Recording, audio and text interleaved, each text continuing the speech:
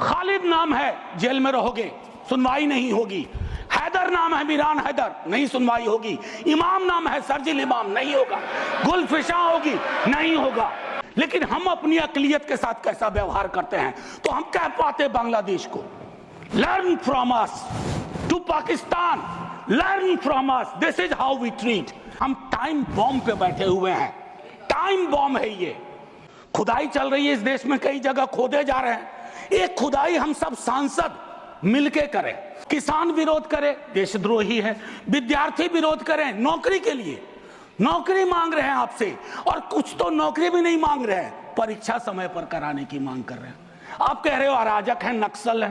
पर ground floor बनाने में सबसे ज्यादा मेहनत लगती है, नींव है वो।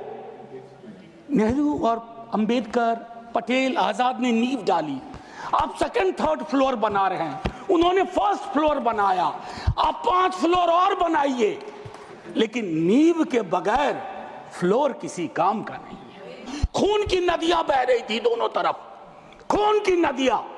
मंदिर में गाय काट के फेंकी जा रही थी, मस्जिद में सुअर फेंके जा रहे थे। दोनों तरफ ऐसी बातें हो रही हैं, मेरी कमीज सफेद, तुम्हारी कमीज गदली। अरे साहब, संविधान की कमीज देख लो। भगवान को कितना काम है, किसी की नौकरी लगवानी है, किसी की शादी करवानी है, किसी को चुनाव जितवाना है, तो किसकी पर्ची निकलेगी, किसकी अर्जी लगेगी। तो अच्छा है कि हम संविधान के दायरे में बात कर रहे हैं। 14 का चुनाव, 19 का चुनाव, 24 का चुनाव, जवाहरलाल नेहरू नहीं आ रहे हैं, विपक्ष आ रहा है, कांग्रेस आ रही है। 100 साल आप चुनाव जीतेंगे, लेकिन नेहरू को फिर भी वहां खड़ा पाएंगे। श्री प्रोफेसर मनोज कुमार झा। शुक्रिया माननीय सभापति महोदय। थोड़ा हट करूंगा वक्त के लिए, लेकिन आखिर में अभी चालू तो करिए हुजूर। सर, माननीय सभापति महोदय, अच्छा है हम सब संविधान पे बात कर रहे हैं। उस सदन में भी हुई, इस सदन में भी तमाम साथियों ने संविधान पे बात की। अपना अपना दायरा है, अपनी अपनी सोच है, अपनी अपनी प्राथमिकताएं हैं। लेकिन महत्वपूर्ण यह है कि हमने संविधान पे बात की। कई ओहदेदार लोग दूसरे स्तंभ के, वो तो ईश्वर से बात करने लगे हैं। भगवान को कितना काम है, किसी की नौकरी लगवानी है, किसी की शादी करवानी है, किसी को चुनाव जितवाना है, तो किसकी पर्ची निकलेगी, किसकी अर्जी लगेगी। तो अच्छा है कि हम संविधान के दायरे में बात कर रहे हैं। माननीय सभापति महोदय, नेहरू जी पर बहुत चर्चा होती है जब से इस संसद में आया हूं, और मैं इस नई सरकार के बाद ही सदन में आया हूं। बचपन में सोचा करता था पार्लियामेंट पहुंचूंगा, लेकिन आज एक कन्फेशन करता हूं, हमेशा अपने को विपक्ष में देखता था, तो विपक्ष में ही हूं। तो सर ऐसा है, मैंने कई दफा कहा है, 14 का चुनाव, 19 का चुनाव, 24 का चुनाव, जवाहरलाल नेहरू नहीं आ रहे हैं, विपक्ष आ रहा है, कांग्रेस आ रही है। 100 साल आप चुनाव जीतेंगे, लेकिन नेहरू को फिर भी वहां खड़ा पाएंगे, क्योंकि अथॉरिटेरियनिज्म के खिलाफ, पार्लियामेंट्री डेमोक्रेसी के प्रतीक हैं नेहरू। वो ढाल हैं, वो रक्षा कवच हैं। और मैं आपको बताऊं, हमारे नड्डा साहब ने जेपी का उद्धृत किया, और मुझे अच्छा लगा कि जयप्रकाश जी ने जब इंदिरा जी को, वो इंदू लिखा करते थे, जब चिट्ठियां लिखी ना इमरजेंसी के दौरान, तो नेहरू को इन्वोक किया। I am writing to you in the name of your father Jawaharlal Nehru. वो ऐसे व्यक्ति थे, जब उनकी आलोचना नहीं होती थी तो छद्म नाम से अपनी आलोचना स्वयं करते थे। तो मैं क्या कहूं, जयप्रकाश जी का कश्मीर पर जो नेहरू जी को चिट्ठी थी या इंदिरा जी को चिट्ठी थी, अगर वो चिट्ठी आज मनोज कुमार झा अपने नाम से कॉपी पेस्ट करके लिख दे, तो सर शाम तक मैं टेलीविजन डिबेट में विलेन बन जाऊंगा। मेरे पर यूएपीए लगे ना लगे, सांसद हूं शायद ना लगे, लेकिन बहुत तरह की तोहमत लगेगी। सर एक आवश्यक बात, हम महापुरुषों की जन्मतिथि पुण्यतिथि पर माल्यार्पण वाले दुनिया के नंबर 1 देश हैं। इतनी पुष्प वर्षा करते हैं जन्मतिथि और पुण्यतिथि पे, लेकिन सर वो तिथियां इस बात की भी होती है कि हम अपनी चुनौतियों को स्वीकार करें। अगर हम संविधान दिवस मना रहे हैं, क्या फ्रीडम के बारे में नहीं बात होनी चाहिए? दोनों तरफ ऐसी बातें हो रही हैं, मेरी कमीज सफेद, तुम्हारी कमीज गदली। अरे साहब, संविधान की कमीज देख लो, वो गदला ना हो, उस पे दाग ना पड़े। ये हमारा दायित्व होना चाहिए। आज से 25 वर्ष बाद मैं इस सदन में नहीं होऊंगा, हम में से बहुत लोग नहीं होंगे। जब 100 साल पे चर्चा हो रही होगी, बहुत चर्चा होगी, लोग विश्लेषण करेंगे, जैसे आज हम करते हैं कि नेहरू को यह करना चाहिए था, नेहरू ने वो नहीं किया। 100 साल बाद कोई आपके बारे में टिप्पणी करे, मैं जीवित नहीं रहूं, संभवतः मैं सदन में नहीं रहूंगा, लेकिन वो भी अच्छा नहीं लगेगा सर, अशोभनीय लगेगा। टाइम मशीन नहीं है सर, नहीं तो मैं अपने सारे साथियों को 47-46 ले जाता। खून की नदियां बह रही थी दोनों तरफ, खून की नदियां। मंदिर में गाय काट के फेंकी जा रही थी, मस्जिद में सुअर फेंके जा रहे थे। उस दौर में एक ऐसे देश के निर्माण का संकल्प, गलतियां हुई होंगी। आप विलेन क्यों बनाते हो भाई? विलेन मत बनाओ, आपसे भी गलतियां होती हैं, हमसे हुई हैं। मैं सिर्फ इतना कहता हूं माननीय उपसभापति महोदय कि जब हम तबसरा करते हैं इस तरह के नेताओं पे, तो हम भूल जाते हैं 47 में इस देश की क्या हालत है। सर, आपने घर बनाया हो, मैंने नहीं बनाया अभी तक, मेरे पिता ने बनाया। सर, ग्राउंड फ्लोर बनाने में सबसे ज्यादा मेहनत लगती है, नींव है वो। नेहरू और अंबेडकर, पटेल, आजाद ने नींव डाली। आप सेकंड थर्ड फ्लोर बना रहे हैं, उन्होंने फर्स्ट फ्लोर बनाया, आप 5 फ्लोर और बनाइए, लेकिन नींव के बगैर फ्लोर किसी काम का नहीं है, ये याद रहना चाहिए। सर, माननीय उपसभापति महोदय, हमारे प्रधानमंत्री जी, भाजपा के कई साथी, और चूंकि ये संविधान की डायरेक्टिव प्रिंसिपल्स में है कि यूनिफॉर्म सिविल कोड, सर मैंने विस्तार से अध्ययन किया है, नड्डा साहब ने भी अध्ययन किया होगा, तमाम साथियों ने। सर, कई तरह के उस पर विचार थे, लेकिन डोमिनेंट विचार था कि इसको रखो, किसी दिन वक्त आएगा इस पर बात होगी। सर, 44 आर्टिकल जो कि ड्राफ्ट में 35 था, उससे पूर्व आर्टिकल 39 क्लॉज सी है sir, about concentration of wealth. Income inequality का इस देश में जो आलम है, हम टाइम बॉम्ब पे बैठे हुए हैं, टाइम बॉम्ब है ये, और ये सबको इंपैक्ट कर रहा है, ना सिर्फ गरीब मजलूम वर्गों को, मध्यम वर्ग को। अभी हालिया रिपोर्ट आई कि प्रॉफिट मेकिंग कंपनीज, लेकिन उनकी प्रॉफिट का एम्प्लॉय के सैलरी में कोई रिफ्लेक्शन नहीं है सर। रिलेटिव डिप्रिवेशन का जन्म हो रहा है। 44 तक पहुंचिए यूनिफॉर्म सिविल कोड तक, लेकिन रास्ते में एक मील का पत्थर है आर्टिकल 39 से, वहां रुकिए, ठहरिए, सोचिए कि इसको, क्योंकि अंबेडकर साहब को आप कोट कर रहे थे सोशलिज्म के बारे में कि वो कहते थे कि वो तो रचा बसा है, सेक्युलरिज्म रचा बसा, मानता हूं, लेकिन उन्होंने नेशनलाइजेशन ऑफ लैंड और इंडस्ट्री की भी बात की थी। मैं उसकी पैरोकारी आज के दौर में नहीं कर रहा हूं, लेकिन ये जरूर कहूंगा कि प्राइवेट प्लेयर्स ऐसे ना हो जाएं कि एक को चादर से ढकने के चक्कर में पूरा देश नग्न सच्चाई से रूबरू होता रहे। ये नहीं होना चाहिए। अब सर, मैं एक बात कहता हूं, आज जब मैं यहां बोल रहा हूं, इस देश के किसी न किसी कोने में सीवर से एक आध डेथ हो चुकी होगी, सीवर में उतर करके। खुदाई चल रही है इस देश में, कई जगह खोदे जा रहे हैं। एक खुदाई हम सब सांसद मिलके करें, वो जो सेप्टिक टैंक और सीवर में उतर करके जहरीली गैस से मरने वाले लोग, ये कौन है? ये हम एक हैं तो सेफ हैं में नहीं आते, ये हमारे हिस्सा नहीं है, इसी समाज का हिस्सा है। हाँ, ये अव्वल बात है कि हमारी जातिगत सीढ़ी नुमा पदानुक्रम में वो नीचे आते हैं, उन पर गौर थोड़ा हम कम करते हैं, ये नहीं होना चाहिए। और मैं समझता हूं कि फ्रीडम की जब बात हो तो हम मूल्यांकन करें। फ्रीडम में हाइफन नहीं होता है, फ्री के बाद डॉम नहीं, जैसे जॉर्ज ऑरवेल की किताब में था, all animals are equal but some animals are more equal than others. इस देश में नाम और सरनेम से भी चीजें तय होती हैं। खालिद नाम है, जेल में रहोगे, सुनवाई नहीं होगी। हैदर नाम है, मीरान हैदर, नहीं सुनवाई होगी। इमाम नाम है, सर्जिल इमाम, नहीं होगा।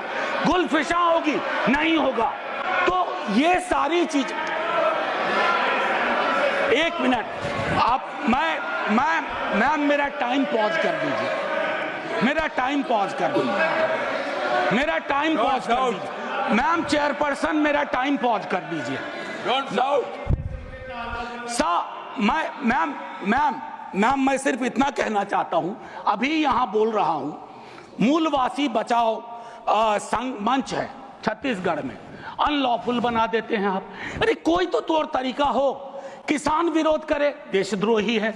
विद्यार्थी विरोध करें, नौकरी के लिए, नौकरी मांग रहे हैं आपसे, और कुछ तो नौकरी भी नहीं मांग रहे हैं, परीक्षा समय पर कराने की मांग कर रहे हैं। आप कह रहे हो अराजक हैं, नक्सल हैं। ये जो शब्दावली लेकर के, विशेषण लेकर के आप घूमते हैं, इससे थोड़ा बाज आइए।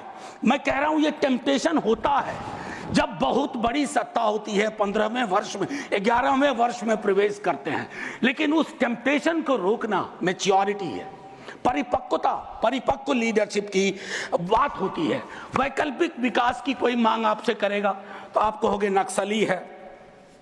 अब मैम चेयरपर्सन, एक और चीज कहना चाहता हूं, मैं पीड़ा साझा करता हूं बांग्लादेश में जो हो रहा है, साझा करता हूं पीड़ा। 71 के बारे में पढ़ा था, अभी देख रहा हूं। लेकिन मैम मैं महात्मा गांधी पर जाना चाहता हूं। नोआखली में जब देश आजादी का जश्न मना रहा था, महात्मा गांधी नोआखली में दर दर भटक रहे थे, restoration of peace and normality, वो दौर था। उन्होंने एक बात कही थी, आज का दक्षिण एशिया है जिससे पाकिस्तान और बांग्लादेश निकला है, हमें इस बात का स्मरण करना होगा कि हमारी भूमिका सबसे बड़ी है। हम बड़े भाई वाली शब्दावली का इस्तेमाल नहीं करेंगे। We are the largest and the oldest democracy. बाकी में डेमोक्रेसी कैजुअलिटी हुई है पाकिस्तान और बांग्लादेश में, संविधान तक नहीं आया। लेकिन हम अपनी अकलियत के साथ कैसा व्यवहार करते हैं, तो हम कह पाते बांग्लादेश को, learn from us, to Pakistan, learn from us, this is how we treat. लेकिन हमारा रिपोर्ट कार्ड, अगर उसमें कमियां रहती है, मैं Sit down. Sit down. Sit down. Ma'am chairperson, my time should be paused. Sit down. My time should be paused. My time should be paused. My time should be paused. Honorable members. Ma'am एक चीज मैं एक चीज कहना चाहता हूं। अंबेडकर साहब को कोट किया गया, अंबेडकर साहब को कोट किया गया, और एक मिनट, किसी की भावना आहत हुई है तो मैं वापस लेता हूं। It is primarily a mode of, सुनिए, it is primarily a mode of associated living. Democracy is not simply a form of living, form of government. Associated living, कितना इसको अपने जीवन में उतार पाए? ऑफ कॉन्जॉइंट कम्युनिकेटेड एक्सपीरियंस, कितना उतार पाए? जातिगत जनगणना की जब बात होती है तो बट जाते हैं हम। क्यों बट जाते हैं भाई? वर्गीकरण की बात होती है, बिना जनगणना के वर्गीकरण कैसा? एनएफएस के माध्यम से एक नई रवायत का जन्म हो गया है। एक ओबीसी की लिस्ट में क्रीमी लेयर के इंटरप्रिटेशन के लिए आप राज्यों की समकक्षता, इक्विवेलेंस को एक ऑर्डर के माध्यम से छुपा देते हैं। आपका दोष नहीं भी दूंगा, कहूंगा कि अधिकारी वर्ग के अंदर अभी भी वो मानस है कि वो रिप्रेजेंटेशन से परेशान होता है, चिढ़ता है, उसको लगता है ये यहां कहां आ गए। अभी बिहार में सर्वेक्षण हुआ, कई लोगों ने कहा हम तो इतने कम नहीं हो सकते। विजिबिलिटी और न्यूमेरिकल स्ट्रेंथ में फर्क होता है। विजिबल आप इसलिए अपने को समझते हैं ज्यादा कि आप न्यायालय में हैं, आप विद्यालय में हैं, आप सड़क पे हैं, आप चौक पे हैं, आप चौराहे में हैं। तो आपको लगता हम तो बहुत, हमें कम क्यों दिखाया गया? उसके इस रिश्ते को हम सबको समझना होगा। मैम चेयरपर्सन, और जो मैंने कहा conjoint experience and associated living. Together with that, I'll take you for a minute to what Jawaharlal ji said in the beginning of objective resolution. उन्होंने कहा, और मैं हिंदी में तर्जुमा करता हूं, कि आज जब मैं यहां खड़ा हूं तो 5000 साल का अतीत मेरे सामने खड़ा है। मैं अभिभूत भी हूं, लेकिन मेरी चिंताएं भी हैं। इन चिंताओं और अभिभूत होने के बीच किस तरह के राष्ट्र का हम निर्माण करेंगे इस संविधान सभा के माध्यम से, मैं इस चुनौती को स्वीकार करता हूं अपने साथियों के साथ। और then he mentioned oath of tennis court. मैंने इस सदन में एक दिन कहा था कि 1789 के रेवोल्यूशन के बाद जहां से लिबर्टी, इक्वालिटी, फ्रैटर्निटी आया, जवाहरलाल जी ने कहा तब के बादशाह ने वहां कमरे बंद करवा दिए कि कॉन्स्टिट्यूएंट असेंबली नहीं बैठ सकती है। एक कमरे से दूसरा कमरा, दूसरे कमरे से बरामदा, और आखिर में टेनिस कोर्ट में पूरी की पूरी असेंबली बैठी और ओथ लिया। उसको कहते हैं ओथ ऑफ टेनिस कोर्ट। उन्होंने क्यों यह उदाहरण दिया कि हमारी डेमोक्रेसी में भी कभी इस तरह के चैलेंज आ जाए तो संसद इमारत की मोहताज नहीं होगी। संसदीय लोकतंत्र इमारत की मोहताज नहीं होगी, वो इबारत देखेगी। और इबारत में फर्क है। मैम आज मैंने कहा था हट करूंगा, 1.5 से 2 मिनट और चाहिए। अब मैंने कहा कि 1 नेशन 1 इलेक्शन की बात हो रही है, उस पर विस्तार से बोलूंगा जिस दिन अगर आया, अगर सिलेक्ट कमेटी को गया तो अलग बात है। लेकिन मैम इस देश में 1 नेशन 1 इलेक्शन था। नड्डा साहब ने कहा, मैं मानता हूं, कई दफा क्या होता है जब आप कोट करते हैं, हमारी यूनिवर्सिटी में कहते हैं कि सेमी कोलोन के बाद किसी को कोट मत करो, उसको हम लोग कहते हैं पुअर साइटेशन, कि किसी को कोट किया। जैसे आपको उदाहरण के लिए मैम 30 सेकंड में, कि मार्क्स ने कहा religion is the opium for masses, ऐसा कभी नहीं कहा मार्क्स ने। वो सेमी कोलन के बाद का एक सेंटेंस था। उन्होंने ये कहा is the Sai of oppressed, लेकिन सेमी कोलन के बाद का उठा करके कहा रहे रिलीजन के तो खिलाफ थे कार्ल मार्क्स। तो उसी तरह से साइटेशन के साथ दिक्कत है। मैं सिर्फ इतना कहना चाहता हूं, 1 नेशन की वो साइकिल टूटी थी। 1 नेशन 1 इलेक्शन की साइकिल 60s मिड 60s में टूटी। आज क्या गारंटी है, हम कैसे अगले चुनाव तक ले जाएंगे? Will it be a proxy governance? Then it won't it undermine the idea of will of the people? मैं समझता हूं कि इस पर विशद चर्चा हो और तभी जाकर के एक Kindly conclude. बस अभी तो 33 सेकंड लिया है, 1 मिनट और दे दीजिए। मैम चेयरपर्सन, तारतम्य तो थोड़ा टूट जाता है, फिर भी अपनी एक बात कह के खत्म करूंगा। बाबा साहब भीमराव अंबेडकर के बचपने का एक छोटा किस्सा। क्लासरूम में बैठे हुए थे सबसे पीछे, शिक्षक ने कहा चूंकि मैथमेटिक्स में बहुत अच्छे थे, आओ इसको हल करो। ज्यों ही वो बोर्ड की तरफ बढ़े, जितने कास्ट हिंदू अपर कास्ट के लोग थे वो दौड़ के बोर्ड के पास गए, क्योंकि बोर्ड के पीछे उनका टिफिन बॉक्स था। उनको लगा ये पोल्यूट हो जाएगा। मैम आज वो मान्यताएं नहीं हैं, लेकिन पोल्यूशन प्यूरिटी की नई मान्यताएं आ गई हैं, एक्सक्लूजन की नई मान्यताएं आ गई हैं। और आखिरी में ऑस्विज एक जगह थी पोलैंड में, जहां जिसको सिर्फ गैस चैम्बर से मत समझिए, ऑस्विज के बनने में सालों की नफरत और घृणा थी, जिसका अंजाम ना सिर्फ जर्मनी में भुगता गया, पूरी दुनिया ने। तो ये नफरत घृणा, इस पर लगाम लगे ना तो हर मोहल्ले में ऑस्विज होगा। और आखिर में मैम, मैं आज जद पे अगर हूं, निशाने पे, मैं आज जद पे अगर हूं तो बदगुमान न हो, चिराग सबके बुझेंगे, ऐसी हवा किसी की नहीं होती। शुक्रिया मैम, जय हिंद। Shri Abdul